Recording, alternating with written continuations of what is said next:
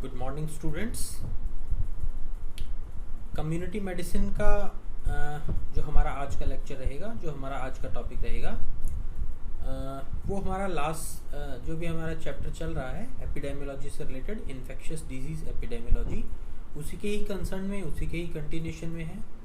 तो last lectures में हम लोगों ने इन्फेक्शियस डिजीज़ एपिडेमियोलॉजी, इसके बारे में हम लोगों ने बात की थी कि जो एपिडेमियोलॉजी है उसके बारे में बात तो हम लोग कर ही चुके थे कि एपिडेमियोलॉजी क्या होती है।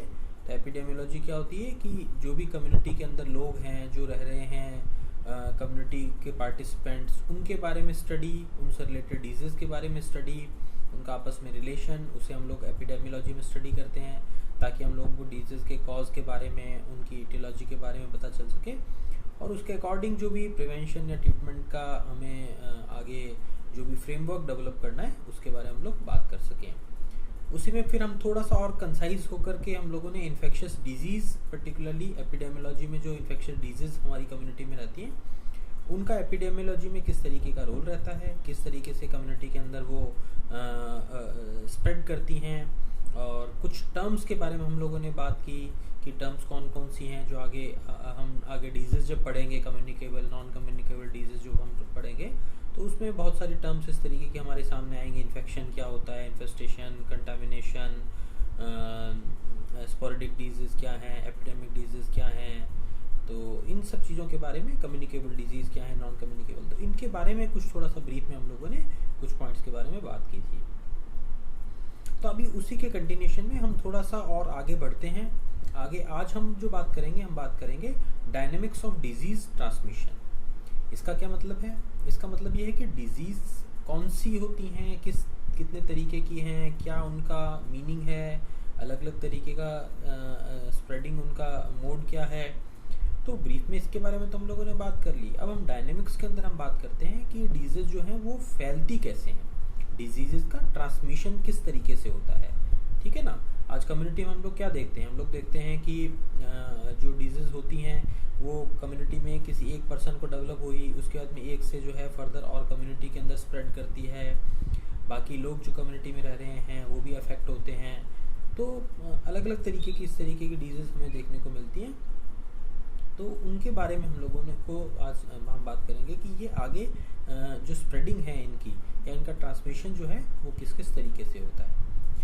तो इस डिजीज़ ट्रांसमिशन के अंदर दो बेसिक फैक्टर हमारे सामने हैं। एक तो है सोर्स और दूसरा है रिजर्वॉयर। तो सोर्स क्या है? सोर्स जो है वो है कॉजेटिव एजेंट। ठीक है ना। जैसे कोई भी इन्फेक्शन हो रहा है, कोई भी डिजीज़ है, तो उसका कॉजेटिव एजेंट क्या है, उसका इन्फेक्शन का सोर्स क्या है, किस वजह से हो रहा है, वो बैक्टीरियल है, वायरल है, लिविंग है, नॉन लिविंग है। तो इस जो भी डिजीज़ का कॉजेटिव फैक्टर है उसे हम टर्म देते हैं सोर्स। Then reservoir. तो रिजर्वॉयर का क्या मतलब होता है? रिजर्वॉयर का मतलब ये है कि कोई भी ऐसा होस्ट, वो ह्यूमन हो सकता है, वो एनिमल हो सकता है, वो नॉन लिविंग हो सकता है, जिसके अंदर जो भी सोर्स है, जो भी इन्फेक्शियस एजेंट है, वो उसमें एंटर करता है, उनकी बॉडी के अंदर डेवलप होता है, डेवलप होने के बाद में मल्टीप्लाई करता है, मल्टीप्लाई होने के बाद में वो इस तरीके से उस पर्सन के अंदर डेवलप होकर के एक सोर्स बनता है आगे ट्रांसमिशन का। तो इसे हम कहते हैं रिजर्वॉयर। तो रिजर्वॉयर क्या है कि एनी ह्यूमन, एनिमल और non living thing which can be positive factor of disease transmission by the presence of source in their body. तो इस तरीके से रिजर्वॉयर किसी भी सोर्स को जो है वो एक बेस देता है, उसको एक सॉइल प्रोवाइड करता है, ताकि एक जगह से दूसरी जगह तक जो भी है डिजीज़ का ट्रांसमिशन हो सके। अगर ह्यूमंस की हम बात कर रहे हैं तो एक ह्यूमन से दूसरे ह्यूमन के अंदर, एनिमल्स की बात कर रहे हैं तो एक एनिमल से दूसरे एनिमल के अंदर, या ये ह्यूमन से एनिमल, एनिमल से ह्यूमन, इस तरीके से, या नॉन लिविंग थिंग से हमारी बॉडी के अंदर, जैसे सॉइल से हो सकता है, वाटर से हो सकता है, इस तरीके से हम लोगों के अंदर डेवलप होता है। तो ट्रांसमिशन जो है वो इस तरीके से एक पर्टिकुलरली किसी भी एक यूनिट से, हम उसे ह्यूमन, एनिमल, नॉन लिविंग कुछ भी मान सकते हैं, वहाँ से दूसरी किसी भी इंडिविजुअल यूनिट तक जाता है। तो इसे हम कहते हैं डायनेमिक्स ऑफ डिजीज ट्रांसमिशन। अब हम यहाँ पर बात करते हैं अलग अलग तरीके की। जैसे हम लोगों ने बात की सोर्स की, तो सोर्स के अंदर कितने सोर्स कौन कौन से हो सकते हैं। जैसे हम लोगों ने बात की कि सोर्स जो है वो ह्यूमन भी हो सकता है, एनिमल हो सकता है, या नॉन लिविंग थिंग्स हो सकती हैं, बैक्टीरिया, वायरस, कुछ भी इस तरीके से हमारे एक सोर्स हो सकता है जो डिजीज़ को डेवलप करता है बॉडी में, इन्फेक्शन का एक कॉज बनता है यहाँ पर। देन हम बात करते हैं रिजर्वायर की।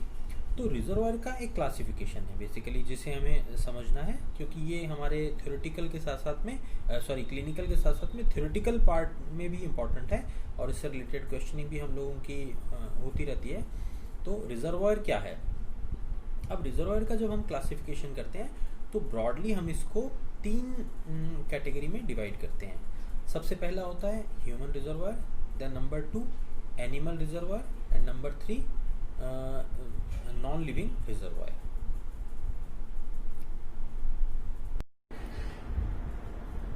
तो 3 तरीके के रिजर्वायर कौन कौन से हो गए? Number 1 human reservoir, number 2 animal reservoir, and number 3 non living reservoir. तो जैसा टर्म से हम लोगों को कुछ हद तक क्लियर है, ह्यूमन रिजर्वायर का मतलब ह्यूमंस की हम बात कर रहे हैं,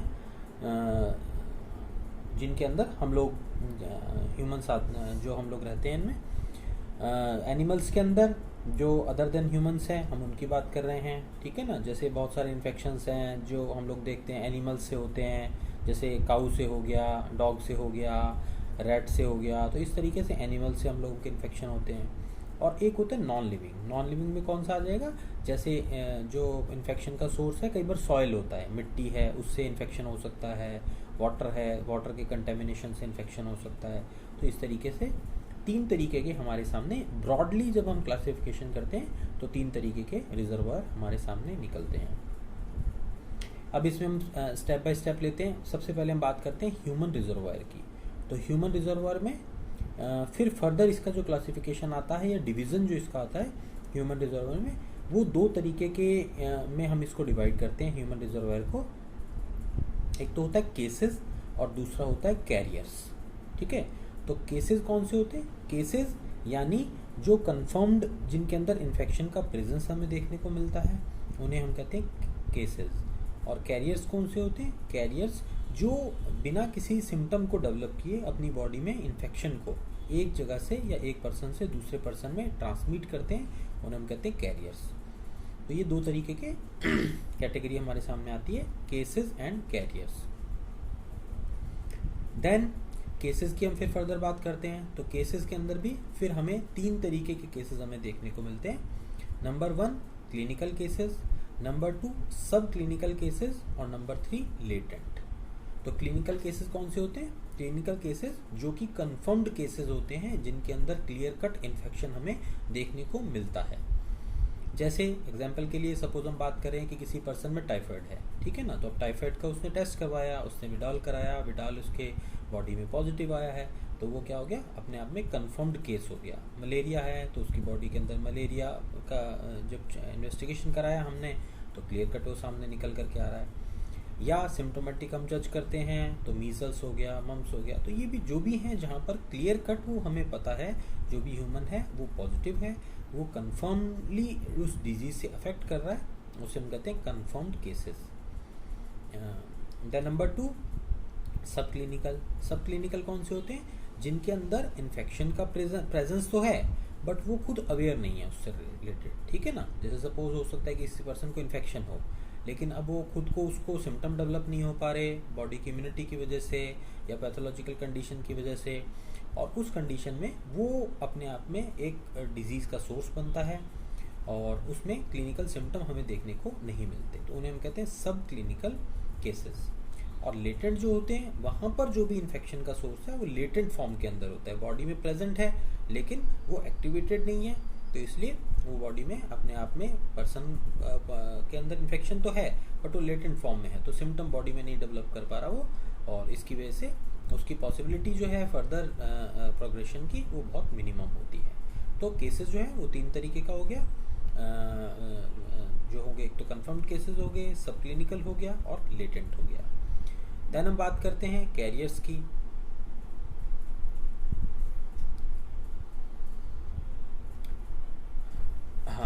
तो कैरियर्स के अंदर फिर क्या होगा, कैरियर्स के अंदर हमें कौन सी कंडीशन देखने को मिलेगी कि कैरियर्स के अंदर जो भी इन्फेक्टेड पर्सन है वो अपने आप में कैरियर का रोल प्ले करता है, वो डिजीज ट्रांसमिशन के अंदर एज अ कैरियर वर्क कर रहा है, डिजीज को एक पर्सन से दूसरी जगह जा रहा है उसके अंदर। बट पर्टिकुलरली जो भी सिम्टम्स हैं, पैथोलॉजिकल सिम्टम्स हैं, वो वहाँ पर उसकी बॉडी में हमें देखने को क्लियर कट नहीं मिल रहे हैं। तो वो अपने आप में कैरियर की फॉर्म में वहाँ पर आ रहा है कि वो खुद इन्फेक्ट हुए बिना डिजीज का ट्रांसमिशन का सोर्स बन रहा है और डिजीज को कम्युनिटी में स्प्रेड भी कर रहा है, बट एक कैरियर की फॉर्म के अंदर, ठीक है ना, एक डिजीज को दूसरी जगह ले जाने के अंदर। तो इसे हम कहते हैं कैरियर स्टेट। अब कैरियर जो होता है इसके भी फिर फर्दर टाइप्स हैं। ये टाइप्स कौन कौन से हैं, इसमें देखिए हमारे सामने जो टाइप आएंगे ये 3 लेवल पर या 3 कैटेगरी के अंदर हम बात करते हैं इसके अंदर। एक तो on the basis of type, ठीक है, फिर on the basis of duration, और तीसरा होता है on the basis of portal of exit. तो 3 टाइप कौन कौन से हो गए कैरियर के, एक तो on the basis of type, दूसरा on the basis of duration, और तीसरा on the basis of portal of exit. तो इसमें 3 तरीके से हम लोग इसके अंदर कैरियर को लेकर के चल रहे हैं। जैसे सबसे पहली बात हमने की टाइप को लेकर के, तो टाइप में फिर 3 तरीके का जो है वो हमारे सामने कैरियर स्टेट आता है। सबसे पहला कौन सा आता है, सबसे पहला आ जाएगा इंक्यूबेटरी, देन कन्वर्जेंट, और नंबर 3 हेल्दी, ठीक है ना। तो इंक्यूबेटरी, कन्वर्जेंट और हेल्दी, ये 3 टाइप के जो है वो कैरियर हमें देखने को मिलते हैं। तो तीनों इन टाइप में क्या डिफरेंस है, इन लोगों को, इनको हम कैसे हम क्लास डिफाइन करेंगे। तो इंक्यूबेटरी यानी वो कैरियर जो अपने इंक्यूबेशन पीरियड के अंदर, ठीक है ना, हर एक डिजीज का इंक्यूबेशन पीरियड होता है। जब हम आगे डिजीज पढ़ेंगे तो हम उसके बारे में बात करेंगे। तो इंक्यूबेशन पीरियड जो होता है, उस इंक्यूबेशन पीरियड के अंदर ही वो अपने आप में एक कैरियर फॉर्म में काम करने लगता है, यानी इन्फेक्टिव जो एक एजेंट की फॉर्म में काम करता है कि उस कंडीशन में वो दूसरे लोगों को इन्फेक्ट करने के लिए वो उस कंडीशन में रिस्पॉन्सिबल होता है। तो उसे हम कहते हैं incubatory. Then number 2 convergent. Convergent phase कौन सा होता है, डिजीज का रिकवरी फेज, यानी उसको जो भी इन्फेक्शन हुआ वो ठीक हो गया, अब उसका जो एक रिकवरी फेज है, उस रिकवरी फेज में भी अगर वो इन्फेक्शन का सोर्स बन रहा है या आगे फैलाने का एक सोर्स बनता है वो ट्रांसमिशन का, तो हम उससे कहते हैं कन्वर्जेंट कैरियर। और हेल्दी कौन से होते हैं, हेल्दी कैरियर वो होते हैं जो खुद इटसेल्फ हेल्दी हैं, लेकिन वो उस डिजीज को ट्रांसमिशन को दूसरे लोगों के अंदर ट्रांसमिट करने के लिए रिस्पॉन्सिबल होते हैं, ठीक है ना। उनका खुद का इम्यूनिटी पावर तो अच्छा है, उनकी बॉडी में सिम्टम्स नहीं आ रहे, साइन नहीं आ रहे, डिजीज डेवलप नहीं हो रही, बट क्योंकि उनकी बॉडी में सोर्स प्रेजेंट है, इन्फेक्टिव एजेंट उनकी बॉडी में प्रेजेंट है, तो फिर वो उस सोर्स को एक से दूसरे पर्सन तक पहुंचाने के अंदर कैरियर का काम करते हैं। तो 3 तरीके का यहाँ पर on the basis of type हमें रिजर्वायर देखने को मिलता है, कन्वर्जेंट, इंक्यूबेटरी और हेल्दी, ठीक है। Then number 2 on the basis of duration. तो ड्यूरेशन में एक तो शॉर्ट ड्यूरेशन जिसे हम टेम्परेरी कैरियर भी कहते हैं, और on the basis of long duration जिसे हम परमानेंट कैरियर भी कहते हैं। तो शॉर्ट ड्यूरेशन का मतलब कि बहुत थोड़े पीरियड के लिए, जैसे कोई डिजीज डेवलप हुई, वो हो सकता है कुछ दिनों की हो, 10-20 दिन का फेज हो, उस दौरान वो डिजीज एक पर्सन से दूसरे फैलाने के लिए रिस्पॉन्सिबल हो, जैसे ही वो खुद ठीक हो जाता है तो फिर वो अपने आप में कैरियर की फॉर्म में काम नहीं करता या दूसरे लोगों को इन्फेक्ट वो नहीं करता। तो उसे हम कहते हैं उसे हम कहते हैं टेम्परेरी रिजर्वायर, जो कि शॉर्ट ड्यूरेशन का होता है। देन जो परमानेंट रिजर्वायर है, जो लॉन्ग ड्यूरेशन का होता है, उसके अंदर क्या होता है कि जो भी कैरियर है वो बहुत लंबे समय तक, बहुत लंबे टाइम तक अपने आप में इन्फेक्शन का सोर्स बनता है या दूसरे लोगों को वो डिजीज या इन्फेक्शन स्प्रेड करने के लिए रिस्पॉन्सिबल होता है। जैसे एग्जांपल के लिए हम बात करें गोनोरिया, जैसे शॉर्ट में हम बात करें तो मीजल्स हो गया, ठीक है ना, चिकन पॉक्स हो गया। तो इसमें जिसको भी हुआ है वो थोड़े दिन के लिए हुआ, दूसरे लोगों को भी इन्फेक्ट होने के लिए रिस्पॉन्सिबल है, लेकिन जैसे खुद ठीक होगा दूसरे लोग भी इन्फेक्ट होना बंद हो जाएंगे। गोनोरिया जैसे हो गया तो वो अपने आप में एक बॉडी के अंदर बहुत लंबे टाइम तक रहने वाला इन्फेक्शन है, तो वो बहुत लंबे टाइम तक दूसरों को इन्फेक्ट करने के लिए भी बॉडी में रिस्पॉन्सिबल एक फैक्टर रहता है, तो इसे हम कहते हैं permanent. Then number 3 on the basis of portal of exit, यानी जो भी इन्फेक्टिव एजेंट हमारी बॉडी के अंदर है या सोर्स हमारी बॉडी के अंदर है, वो किस सोर्स से हमारी बॉडी से उसका एग्जिट का पोर्टल क्या है, ठीक है ना, किस रास्ते से बाहर निकलता है, उसके बेसिस पर भी हम इसको कैटेगराइज करते हैं। तो पोर्टल ऑफ एग्जिट के बेसिस पर कौन कौन से हो गए, उसके बेसिस पर हो जाएगा यूरिनरी हो गया, इंटेस्टिनल हो गया, रेस्पिरेटरी हो गया, देन अदर्स में आ गया, ठीक है ना।